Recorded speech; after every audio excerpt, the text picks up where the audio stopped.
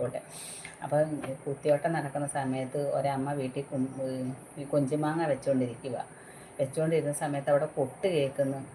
ഈ അമ്മയ്ക്ക് കുത്തിയോട്ടം, ആ അമ്മയ്ക്ക് കുത്തിയോട്ടം കാണാൻ പോകണം. ഈ വീട്ടിൽ നിന്ന് ചോറും കറിയൊക്കെ വെച്ചുകൊണ്ടിരിക്കുന്ന അമ്മയ്ക്ക് കുത്തിയോട്ടം കാണാൻ പോകണം.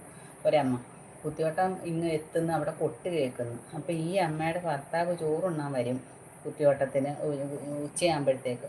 അപ്പോൾ ഈ അമ്മ ഇവിടെ കുംഭഭരണിക്ക് ഇത് കൊഞ്ചുമാങ്ങായും റെഡിയാക്കിക്കൊണ്ടിരിക്കുന്ന സമയത്ത് അവിടെ കുത്തിയോട്ടത്തിൻ്റെ കൊട്ട് കേൾക്കുന്ന, അയ്യോ എൻ്റെ ചെട്ടുളങ്ങരമ്മയുടെ കുത്തിയോട്ടം വരുന്നില്ല, എനിക്കത് കാണുകയും ചെയ്യണം, ഈ കൊഞ്ചുമാങ്ങായും വെക്കണമല്ലോ, അങ്ങേര് വന്നിട്ട് വഴക്ക് കൂടുമല്ലോ എന്നും പറഞ്ഞ് ഈ അമ്മ അങ്ങ് ധർമ്മസങ്കടത്തിലായി.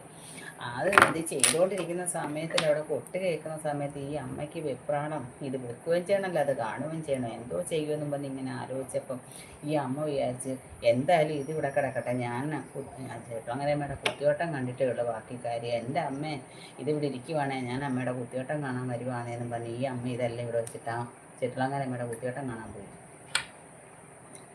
കുത്തിയോട്ടം എല്ലാം കണ്ടിട്ട് ഈ അമ്മ തിരിച്ച് വരുന്ന വഴിക്ക് ഒരു 7 വീടിൻ്റെ അപ്പുറം മുതൽ മണം വന്നുകൊണ്ടിരിക്കുക. ഈ കൊഞ്ചുമാങ്ങ എന്താ മണം ഇങ്ങനെ വന്നുകൊണ്ടിരിക്കുക ഇവിടെ. അപ്പോൾ ഈ അമ്മ അടുത്തടുത്ത വീട്ടിലോട്ട് വരുംതോറും ഭയങ്കര മണം. പെരയ്ക്കകത്ത് വന്ന് നോക്കിയപ്പോൾ ഉണ്ട് നല്ല പാകമായിട്ട് കൊഞ്ചുമാങ്ങ റെഡിയായി ഇരിപ്പുണ്ട്. അപ്പോൾ എന്തുവാ ഇവിടെ നിന്നുകൊണ്ട് ഈ അമ്മ പ്രാർത്ഥിച്ചില്ലയോ, എൻ്റെ ഏറ്റുളങ്ങരയമ്മ എനിക്കില്ല കുത്തിയോട്ടവും കാണാൻ വന്ന ഈ കൊഞ്ചുമാങ്ങ ഇവിടെ കിടക്കുന്നല്ലോ, എന്തോ ചെയ്യും, എന്തായാലും ഞാൻ അവിടെ വന്ന് ഇത് കാണട്ടെ, ഇത് ഏറ്റുളങ്ങരയമ്മ നോക്കട്ടെ എന്നും പറഞ്ഞാൽ ഓടിയത്. അതുപോലെ തന്നെ ഏറ്റുളങ്ങരയമ്മ ഇവിടെ വന്ന് കൊഞ്ചുമാങ്ങ വെച്ച്, അതാണ് ഐതിഹ്യം.